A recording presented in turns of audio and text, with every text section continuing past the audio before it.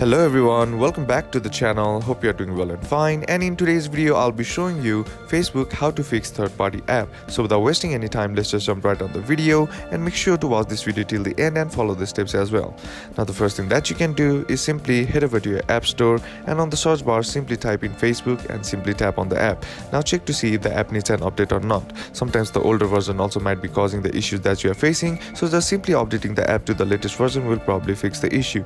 But if that still doesn't fix the issue, then what you can do is head over to your settings app, and once you're inside your settings, tap on general, and inside general tap on iPhone storage.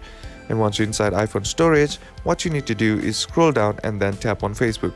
And once you are inside here, tap on offload app. What this does is it resets the app by clearing all the glitches and bugs that is present in the app, which might be causing the issues that you are facing. And once that process is complete, tap on delete app.